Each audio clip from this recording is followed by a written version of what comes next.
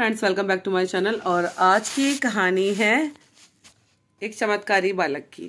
तो एक परिवार था, उस परिवार में एक जो स्त्री थी उसके ऑलरेडी 3 बच्चे खो चुके थे, मतलब उसके पास नहीं थे।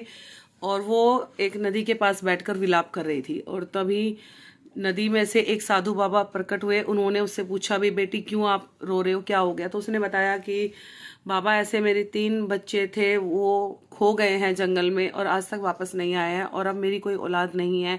मैं बहुत ज़्यादा मतलब परेशान हूँ। तो बाबा ने उसको एक गेहूं का दाना दिया और उसको बोला, बेटी तुम इस गेहूं के दाने को खा लो और तुम्हें एक चमत्कारी बालक पैदा होगा, जो कि वो ऐसा जो वो कार्य करके दिखाएगा जो कोई नहीं करके दिखा सकता।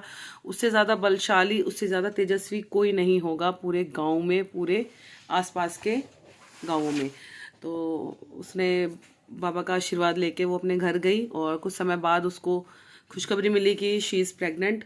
तो उसका पति आया तो उसने अपने पति को बताया कि ऐसे ऐसे आप पिता बनने वाले हैं। तो उसने बोला कि अच्छी बात है, लेकिन मुझे इस बात की खुशी नहीं है क्योंकि हमारी पहले से ही 3 संतानें हमसे बिछड़ चुकी हैं, और मुझे इस संतान का भी कोई ऐसा लग नहीं रहा कि हमारे पास रहेगी, क्योंकि शायद हमारे भाग्य में संतान का सुख नहीं है। तो उसने बोला कि आप ऐसा क्यों कहते हैं, भगवान का आशीर्वाद है हमें, अब देखते हैं जो होगा देखा जाएगा। बाकी अब तो आप खुश होइए कि आप पिता बनने वाले हैं। तो ठीक है, ऐसे समय बीतता है, बच्चा होता है और वो देख के खुश भी होता है कि हाँ चलो ठीक है, अब उसको पालते हैं पोसते हैं। वो उसको कहते हैं कि अब बच्चा थोड़ा समझदार हो गया है, अब खेतों में जाना चाहिए इसको मेरे साथ मदद करवाने के लिए। तो वो मना कर देती है कि नहीं, मैं अपने बेटे को खेत में नहीं भेजूंगी, क्योंकि पहले की जो भी संतानें थी वो खेत में ही गई थी और फिर वापस नहीं लौटी। तो इस तरह की मतलब वो जिद बहस चलती रहती थी। उस लड़के को भी वो अपने आसपास ही रखती थी, बाहर ज़्यादा भेजती नहीं थी इसी डर की वजह से। तो जब बच्चा काफ़ी समझदार हो गया, 18 साल का हो गया, तो वो गया एक बार अपने पिता के साथ ज़बरदस्ती। तो उसकी माँ को नहीं पता था कि वो गया है ऐसे अपने पिता के साथ खेत पे। तो फिर जैसे अपने पिता की हेल्प करवा रहा था, पिता ने भी बोला, बेटा तुम क्यों आ गए, तुम्हारी माँ गुस्सा करेगी, तुम आ गए हो। कह रहा कि पिताजी, माँ थोड़े समय के लिए अपने भाई के घर गई हैं, मामा के घर गई हैं, तो मैंने सोचा मैं आपका खाना ले आऊँ, तो वो शाम तक आएंगी, तब तक तो मैं घर पहुँच जाऊँगा। ऐसी बात उसने कह दी। कह रहा चल ठीक है, अब आ गया है तो चल हाथ बटवा दे। तो जैसे वो मदद करवा रहे थे, एक भारी पत्थर था जो कई सालों से एक जगह अटका हुआ था और वो कोई नहीं हटा सकता था उसको। तो उसने जैसे हेल्प करवा रहा, उसने देखा पिताजी ये पत्थर बीच में आ रहा है। तो उसके पिता ने बताया, बेटा ये पत्थर बहुत सालों से यहाँ पे धंसा हुआ है और मैंने बहुत कोशिश करी इसको निकालने की, लेकिन वो निकाल नहीं पाया, और गांव वालों की भी बहुत सहायता मांगी, बट ये चीज़ हो नहीं पाई, निकल नहीं पाया। तो उसने बोला कि पिताजी मैं कोशिश करूँ। तो उसने बोला, बेटा तुमसे कैसे होगा, बड़े बड़े पहलवान भी आए थे इस पत्थर को हटाने के लिए, लेकिन कोई हटा नहीं पाया। तो उसने बोला, नहीं पिताजी मैं एक बार देखता हूँ। तो उसने क्या करा, उसने एक हाथ से ही उस पत्थर को उठाया और फेंक दिया दूर, कि जैसे मानो उसमें कोई वजन ही ना हो, वो रुई का हो। तो आसपास के लोग भी थे जो खेती कर रहे थे, वो एकदम भाग के आए कि भाई साहब, अरे ये इतना भारी पत्थर ये किसने फेंका? तो उसने बोला, ये इसने फेंका है, बाली ने। उस बेटे का नाम था बाली। तो कहता, अरे वाह, ये तो बहुत भाई बलशाली है, इसका नाम तो सही रखा है तुमने, बाली। ये पत्थर को तो कोई हिला नहीं पाया और इसने इसको ऐसे फेंक दिया जैसे रुई हो। तो समय हो गया था, शाम होने वाली थी। तो उसने कहा, पिताजी चलो मैं जा रहा हूँ घर जल्दी से, कहीं माँ को ना पता लग जाए कि मैं आपके पास आया हूँ खेत में। अब वो घर पहुंचा तो उसने देखा ऑलरेडी उसकी माँ बैठी थी। उसकी माँ ने उसको खूब गुस्सा करा। फिर भाई उसने पूछा, भाई मम्मी आप क्यों गुस्सा कर रहे हो, क्या हो गया? तो उसने बताया कि बेटा ऐसे ऐसे पुरानी बात बताई कि ऐसे ऐसे तुम्हारे पिताजी अपने दोनों मतलब तुम्हारे 2 भाइयों के साथ खेतों में काम करने गए थे, और यहाँ से मैंने तुम्हारी बहन राधा को भेजा था खाना देने के लिए, लेकिन वो उनके पास पहुंची नहीं थी। और उसी वजह से फिर वो दोनों भाई भी उसको ढूंढने के लिए जंगल में गए, क्योंकि जो हमारा खेत का जो रास्ता है वो जंगल से होकर गुजरता है किनारे से। तो उस वजह से वो गायब हो गए तीनों। तो तभी से ही मुझे डर लगता है कि खेत में भेजने से, और आज तुम चले गए, आगे से तुम नहीं जाओगे। अब उसने क्या जिद ठान ली बाली ने कि माँ अब मैं जंगल में जाऊंगा, ठीक है, और मैं अपने तीनों भाई बहनों को लेकर आऊँगा, ये मेरा तुमसे वादा है, और जब तक मैं अपने भाई बहनों को लेके नहीं आऊँगा तब तक मैं घर नहीं आऊँगा।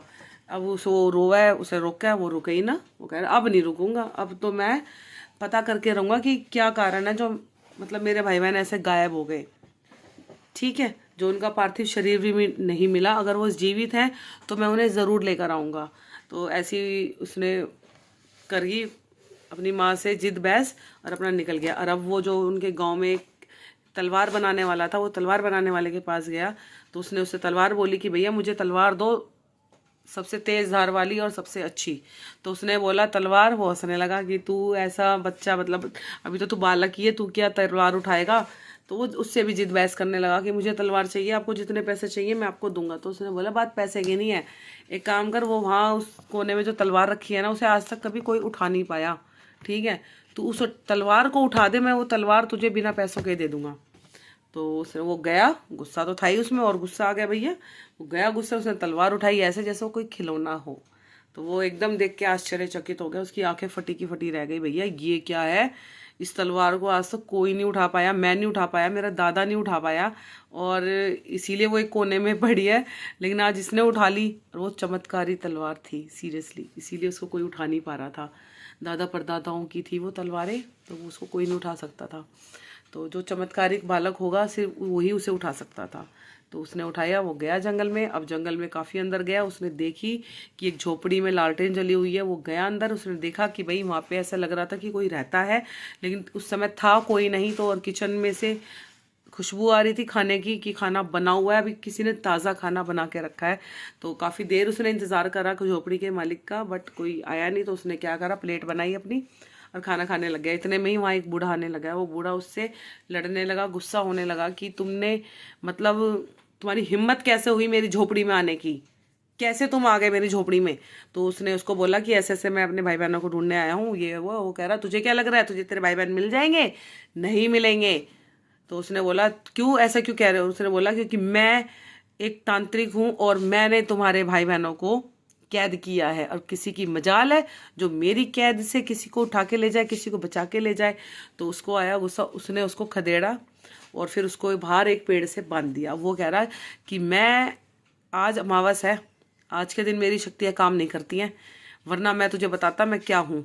तो उसने बोला कि ये भी भगवान की कुछ कृपा ही है जो मैं आज के दिन ही आया हूँ जंगल में, जिसकी कि तुम्हारी जो पावर है वो काम नहीं कर रही है और मैं अपने कार्य में सफल हो सकूं। ये भी एक लक्षण है, एक सिग्नल है कि हाँ मुझे मेरे कार्य में सफलता ज़रूर मिलेगी।